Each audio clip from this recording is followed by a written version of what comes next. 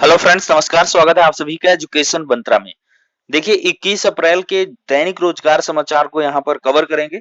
सबसे पहले तो बात कर लें कि बड़ी कंपनियों में युवाओं के लिए 2 लाख नई नौकरियों के मौके निकल के आ रहे हैं और पीसीएस 2020 का नोटिफिकेशन जारी हो चुका है।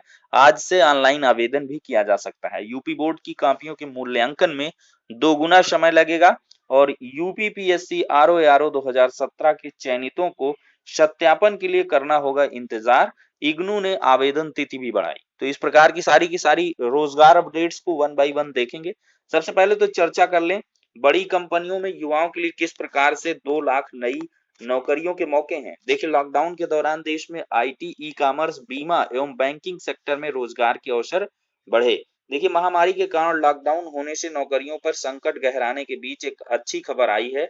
पिछले एक माह में tech Mahindra, IBM, Grofers, big basket, Capgemini, Deloitte, Walmart labs, Google और अमेजन समेत कई कंपनियों ने 2 लाख से ज्यादा नौकरियों के लिए विज्ञापन भी दिए हैं।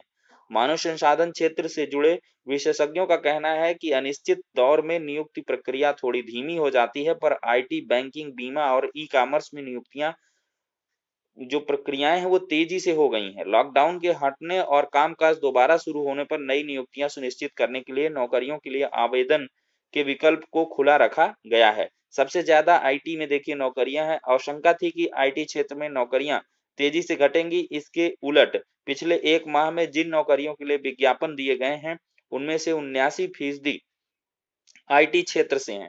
देखिए डिजिटल क्षेत्र ने बढ़ाया अवसर। लॉकडाउन में घर से काम करने की वजह से डिजिटल क्षेत्र में अवसर काफी तेजी से बढ़ रहे हैं। विशेषज्ञों का कहना है कि लॉकडाउन में गेमिंग और ई लर्निंग की मांग बढ़ी है। इसके मद्देनजर इन क्षेत्रों से जुड़ी कंपनियां बड़ी संख्या में नियुक्तियां कर रही हैं। देखिए ई कॉमर्स में भी उम्मीद। लॉकडाउन में ई कॉमर्स कंपनियां जरूरी वस्तुओं की आपूर्ति में बड़ी मददगार बनकर उभरी हैं। विशेषज्ञों का कहना है कि इस मौके को ई कॉमर्स कंपनियां अपना कारोबार बढ़ाने के लिए भी उपयोग कर रही हैं। इसकी वजह से आईटी के बाद सबसे अधिक मांग ई कॉमर्स क्षेत्र में बढ़ी है। देखिए 80,000 नौकरियां शुरुआती स्तर पर यानी नए लोगों को, 90% पूर्णकालिक नौकरियों की पेशकश की, 79% से ज्यादा नौकरियां आईटी क्षेत्र में निकली हैं, 15% बैंकिंग, बीमा और ई कॉमर्स क्षेत्र में निकली है। तो इनके लिए ऑफिशियल वेबसाइट वगैरह में आप वॉच करके वहां से देख सकते हैं किस प्रकार से कहाँ किस लिए आवेदन मांगा जा रहा है। अगर उसके लिए आप अहर हैं तो आवेदन कर सकते हैं। अब अगली अपडेट को देखते हैं। देखिए दोस्तों पीसीएस 2020 के लिए ऑनलाइन आवेदन आज से। देखिए 21 जून को प्रस्तावित है पीसीएस और एसीएफ आरएफओ परीक्षा। देखिए सम्मिलित राज्य प्रवर अधीनस्थ सेवा यानी कि पीसीएस प्रारंभिक परीक्षा 2020 और सहायक वन परीक्षक क्षेत्रीय वन अधिकारी प्रारंभिक परीक्षा 2020 के लिए ऑनलाइन आवेदन 21 अप्रैल से लिए जाएंगे। उत्तर प्रदेश लोक सेवा आयोग ने भर्ती परीक्षा का विज्ञापन जारी कर दिया है। पीसीएस के तकरीबन 200 पदों पर भर्ती होनी है, जबकि एसीएफ आरएफओ के पदों पर भर्ती के लिए आयोग को अब तक अधियाचन प्राप्त नहीं हुआ।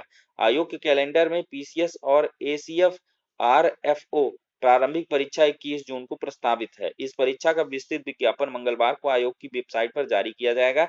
इसमें ऑनलाइन आवेदन करने की प्रक्रिया, शुल्क जमा करने की प्रक्रिया, जाति प्रमाण पत्र का प्रोफार्मा, प्रारंभिक और मुख्य परीक्षा के विषय एवं पाठ्यक्रम, परीक्षा केंद्रों के जिलों के नाम, आरक्षण एवं आयु में छूट के बारे में महत्वपूर्ण दिशा निर्देश उपलब्ध रहेंगे। ऑनलाइन आवेदन सबमिट करने की अंतिम तिथि 21 मई निर्धारित की गई है, जबकि ऑनलाइन माध्यम से शुल्क जमा करने की अंतिम तिथि 18 मई तय की गई है। आयोग को अब तक ए सीएफ आरएफओ के पदों पर भर्ती के लिए पदों का अधियाचन नहीं मिला है।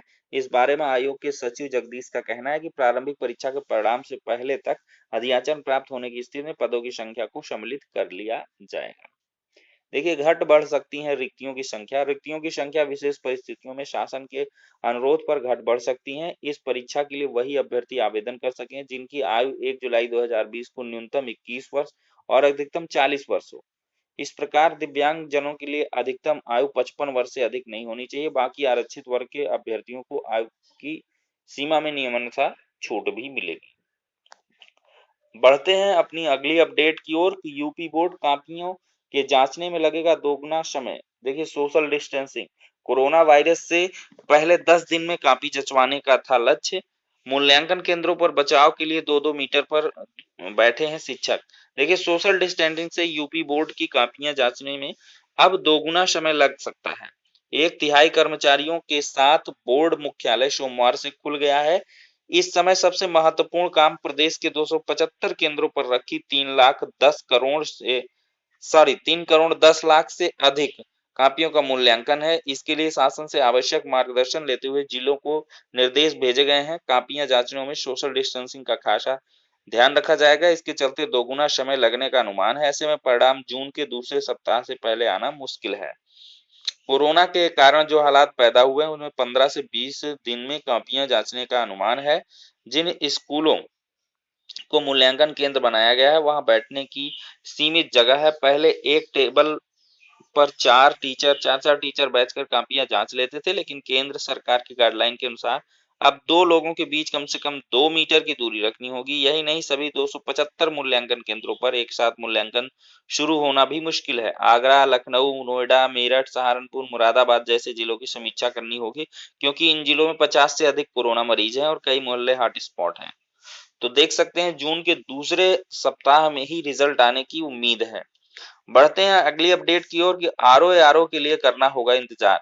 देखिए लोक सेवा आयोग की समीक्षा अधिकारी सहायक समीक्षा अधिकारी भर्ती 2017 आरओ में चयनित हुए अभ्यर्थियों को शैक्षिक एवं अन्य अभिलेखों के सत्यापन के लिए अभी इंतजार करना होगा। आयोग ने इनके अभिलेखों के सत्यापन के लिए 26 मार्च से 3 अप्रैल तक की तिथि तय की थी, लेकिन लॉकडाउन की वजह से सत्यापन स्थगित करना पड़ा। दफ्तर सोमवार से खुल तो गया है, लेकिन लॉकडाउन की वजह से सत्यापन करवा पाना अभी संभव नहीं होगा। प्रदेश सरकार की गाइडलाइन के अनुसार कई शर्तों और सावधानियों के साथ काम हो रहा है। अगली अपडेट देख लेते हैं। देखिए संशोधित कैलेंडर 3 मई के बाद। देखिए लॉकडाउन का लोक सेवा आयोग की भर्ती परीक्षा कैलेंडर पर बड़ा असर पड़ा है। आयोग को मार्च, अप्रैल और मई में होने वाली 4 बड़ी भर्ती परीक्षाओं सहित सीधी भर्तियों के कई इंटरव्यू टालने पड़े हैं। 20 अप्रैल से खुल रहे आयोग दफ्तर में भर्तियों के लंबित परिणाम पर काम तो शुरू हो गया है, पर परीक्षा कैलेंडर के बारे में फैसला अभी नहीं लिया गया है। 3 मई को लॉकडाउन पर स्थिति स्पष्ट होने के बाद ही आयोग की बैठक में परीक्षा की नई तिथियों को तय कर संशोधित परीक्षा कैलेंडर जारी किया जाएगा। यह जरूरी होगा कि दफ्तर खुलने के बाद अफसर यह मानकर तैयारी शुरू कर दें कि अगर 3 मई के बाद लॉकडाउन खुलता है तो कौन सी परीक्षा कब कराई जा सकती है। आयोग ने जो 4 परीक्षाएं स्थगित की उनमें 3 खंड शिक्षा अधिकारी प्रारंभिक परीक्षा 2019, कंप्यूटर सहायक परीक्षा 2019, पीसीएस मेंस 2019 तो आयोग की ओर से 10 जनवरी को घोषित परीक्षा कैलेंडर में शामिल थी, जबकि आरओ 2016 प्री परीक्षा कैलेंडर में शामिल नहीं थी, क्योंकि इसकी प्रारंभिक परीक्षा निरस्त कर 3 मई को फिर से कराने का कैलेंडर जारी करने के बाद हुआ था। अफसरों का कहना है कि इन चारों परीक्षाओं की वजह से पूरा कैलेंडर प्रभावित हो चुका है, क्योंकि इससे आगे होने वाली परीक्षाएं भी प्रभावित होंगी। देखिए रेलवे में एनटीपीसी परीक्षा की तैयारी फिर से होगी। देश भर में देखिए 25,000 से गैर तकनीकी पदों के लिए 1,25,00,000 से अधिक अभ्यर्थियों ने आवेदन किया था। हमने बताया भी था कि मई लास्ट में एग्जाम हो सकता है। उसके लिए जो कंपनी वगैरह है, एजेंसी, वो नियुक्त कर दी गई थी। फरवरी से शुरू हो गई थी, अप्रैल के अंत तक एजेंसी की घोषणा होनी थी, मई के अंत तक परीक्षा तैयारी करनी थी, लेकिन लॉकडाउन के चलते एजेंसी नियुक्ति की प्रक्रिया रोकनी पड़ी। सूबेदारगंज स्थित आरआरबी कार्यालय खुलने के बाद एनटीपीसी परीक्षा के लिए एजेंसी नियुक्ति का काम होगा। तो देख सकते हैं आरआरबी रेलवे एनटीपीसी की परीक्षा तिथि भी घोषित हो सकती है जल्दी, उसके बारे में कोई कार्य किया जा सकता है। बढ़ते हैं अगली अपडेट की तरफ। देखिए ढील मिलने से यूपी के कई जिलों में शुरू हुआ कामकाज, कई जिलों में अभी पूर्णबंदी। 33% कर्मचारी उपस्थित रहे सरकारी दफ्तरों में, 50% से ज्यादा स्टाफ की अनुमति नहीं जरूरी सेवाओं में। देखिए कहाँ-कहाँ छूट मिली है। किसानों को खेती से जुड़े काम करने की छूट रहेगी, कृषि उपकरण की दुकानें खुले रहेंगी, बिजली मरम्मत के कार्यों से जुड़े लोगों के अलावा प्लम्बर और कॉरपोरेटर को काम के लिए छूट, स्वास्थ्य संबंधी पैकेजिंग सामग्री और कच्चे माल की विनिर्माण इकाइयां चालू रहेंगी, ट्रक रिपेयर के लिए हाईवे पर दुकानें और ढाबे खुले रहेंगे, शहर के बाहर सड़क, सिंचाई, बिल्डिंग, अन्य इंडस्ट्रियल प्रोजेक्ट में काम शुरू होगा। और सार्वजनिक यातायात, अंतर्राज्यीय आवाजाही, मेट्रो, बस सेवाएं, शैक्षणिक संस्थान, कोचिंग केंद्र, हवाई और ट्रेन सेवाएं, सिनेमा, घर, मॉल, जिम ये सब बंद हैं।